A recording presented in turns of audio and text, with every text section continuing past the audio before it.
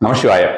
பொதுவாக அதாவது 2 நபர்களுக்குள்னு வச்சுக்கோங்க. மெயினா வந்து கணவன், மனைவி அல்லது வந்து பார்த்தோம்னா ரொம்ப நெருக்கமானவர்கள், திருமணமாக போகிறவர்கள். இது மாதிரியான விஷயமா தான் நம்ம வந்து பார்க்க போறோம்னு வச்சுக்கோங்களேன். ஈவன் வந்து பார்த்தோம்னா ஃப்ரெண்ட்ஸ் அந்த மாதிரியான விஷயமா கூட வரலாம். தேர்ட் பெர்சனோட இன்டர்ஃபியரன்ஸ் அப்படின்ற மாதிரியான ஒரு விஷயம் இருக்கு இல்லையா? அந்த தேர்ட் பெர்சனோட இன்டர்ஃபியரன்ஸ் அப்படின்றது 3ஆம் நபருடைய தலையீடு அப்படின்ற மாதிரியான விஷயங்கள். அதனால் நமக்கு ஏற்படக்கூடிய குழப்பங்கள். நெறைய வீட்ல பார்த்தோம்னா, நாங்க 2 பேரும் வந்து அன்பாகத்தான் இருக்கிறோம். ஆனால் 3ஆம் நபர் தலையீட்டினால் தான் நமக்கு வந்து ஏகப்பட்ட பிரச்சனை வருது அப்படின்ற மாதிரியான விஷயங்கள் எல்லாமே ரெகுலராகவே இருக்கக்கூடிய ஒரு விஷயங்கள். இது தொடர்ந்து வந்து பார்த்தோம்னா கமெண்ட்ல மட்டும் இல்லை, நான் காலங்காலமா இதை கேட்டுட்டு வர்றது.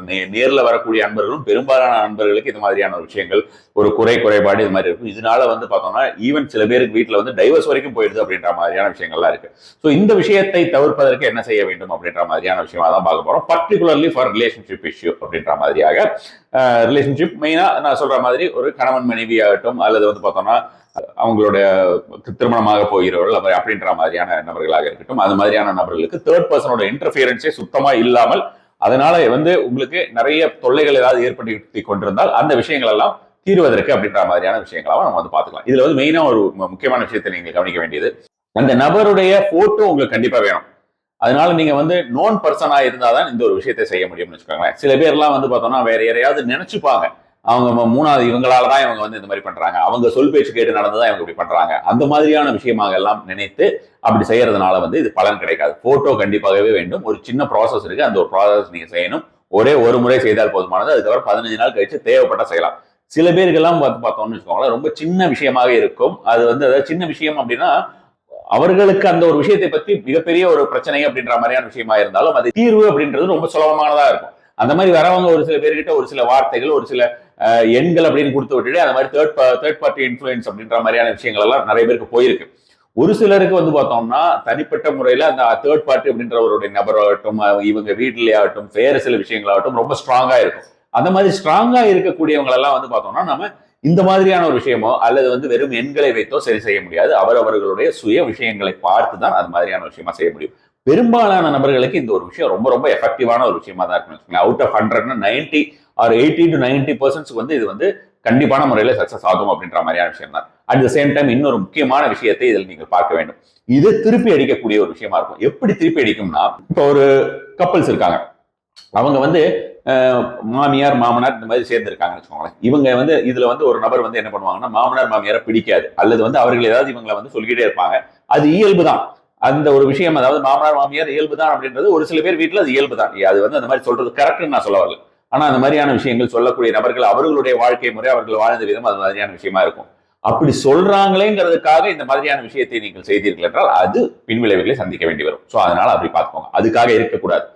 இவர்கள் வந்து உங்களை பிரிக்க நினைக்கிறார்கள், உங்களுடைய ரிலேஷன்ஷிப்பை பிரிக்கக்கூடிய ஒரு நபராக இருக்கிறார்கள். இப்ப பாத்தீங்கன்னா இந்த ஒரு விஷயத்தை பொறுத்த வரைக்கும் ஆண் பெண் அப்படின்ற மாதிரியான விஷயமாக இருந்தாலும் இதை செய்யலாம்.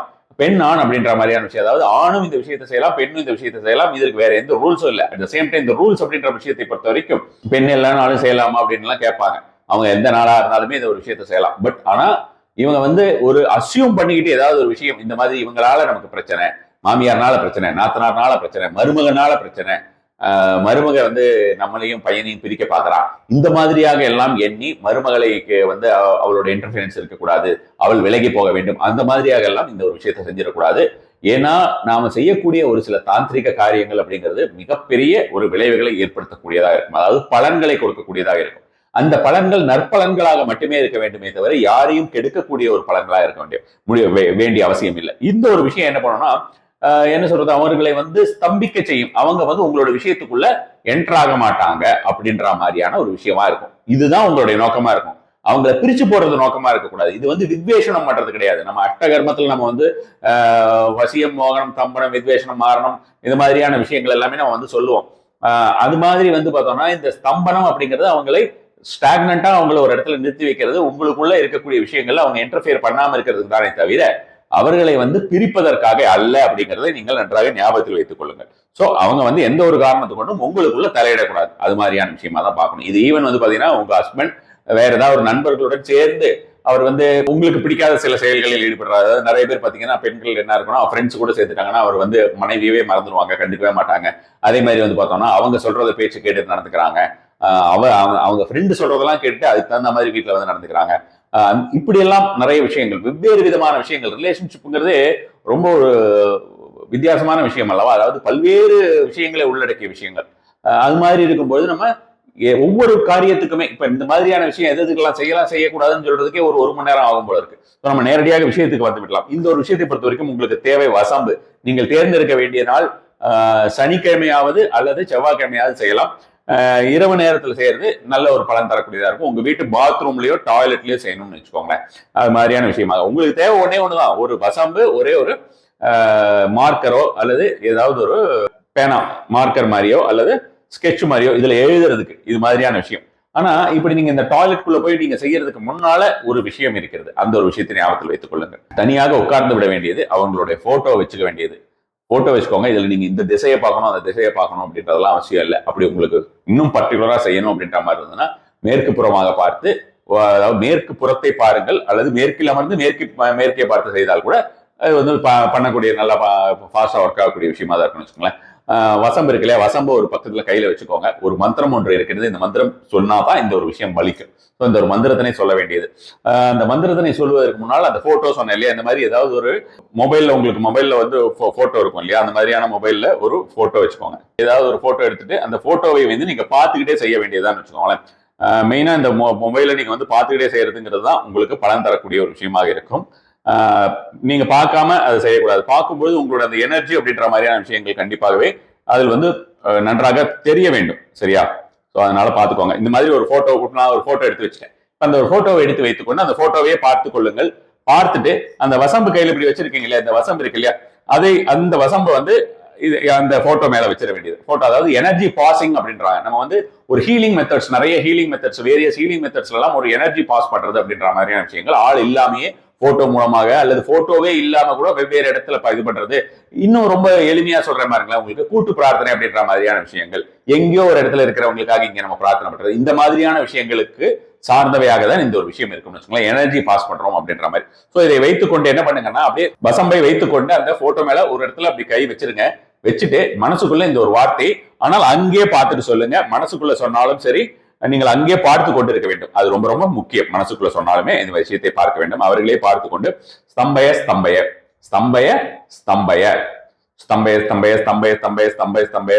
இதுக்கு அடுத்தபடியாக வேற ஒரு முக்கியமான ஒரு மந்திரம் இருக்கிறது. பட் அந்த மந்திரத்தை நான் இப்போ இந்த இதுல சொல்ல விரும்பவில்லை, தவறான விஷயத்துக்கு யூஸ் பண்ணக்கூடும் சொல்லிட்டு இது மாதிரியான விஷயமாக வைத்துக்கொண்டு ஸ்தம்பய ஸ்தம்பய ஸ்தம்பய ஸ்தம்பயன்னு நீங்க வந்து மனசுக்குள்ள ஒரு 10 நிமிஷமாவது 15 நிமிஷமாவது அவர்களை பார்த்து கொண்டே சொல்ல வேண்டியது. உங்களுடைய ஃபுல் லைஃபை வந்து கண் திருஷ்டின்லாம் சொல்றோம்ல, அது மாதிரியான விஷயமாக ஒரு கண் திருஷ்டி அப்படின்ற மாதிரியாக இருந்தால் அந்த கண் திருஷ்டி எல்லாம் எப்படி உங்களுக்கு பாஸ் ஆகுது? சாதாரணமா கண்ணால பார்த்துட்டு எதுவும் மந்திரம் எல்லாமே சும்மா சாதாரணமா ஒருத்தங்க வந்துட்டு போனாலே நம்ம வீட்டுக்கு ஆகிறது இல்லைன்னு சொல்லுவோம்ல, இது மாதிரியான போட்டோவை வைத்துக்கொண்டு இது மாதிரி வைக்க வேண்டியது. இப்ப நான் இப்ப இந்த ஒரு போட்டோ வைத்திருக்கேன், இப்ப இது மாதிரியான விஷயமா சொல்றோம். அது மாதிரி நீங்க வந்து இந்த போட்டோவோ இல்ல வேற எந்த போட்டோவோ உங்களுக்கு தேவையான போட்டோவை வைத்துக் கொள்ள வேண்டியது.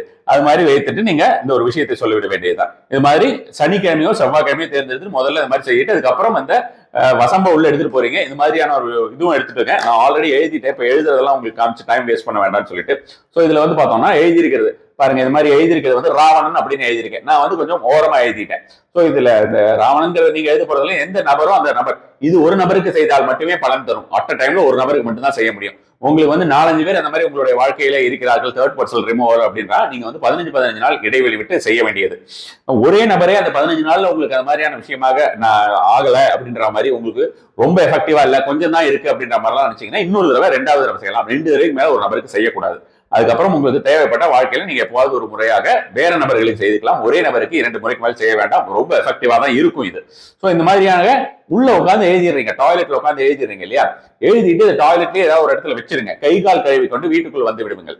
வந்துட்டு என்ன பண்ணுங்கன்னா அடுத்த நாள் நீங்க வந்து தூக்கி போடணும். இது வந்து நீங்க என்ன பண்றீங்கன்னா செவ்வாய்க்கிழமையோ சனிக்கிழமையோ இந்த மாதிரியான ஒரு விஷயமாக பண்ணிட்டு பகல் வேளையில இந்த 2 பக்கமும், அதாவது நான் வந்து ஓரமா எழுதிட்டேன்னு சொன்னேன், உங்களுக்கு இது நீங்க நடுவுல எழுதணும். இந்த 2 இடத்துலயுமே இந்த 2 இடத்துலயும் சுல்லாணின்னு சொல்லுவாங்க, சின்ன ஆணி.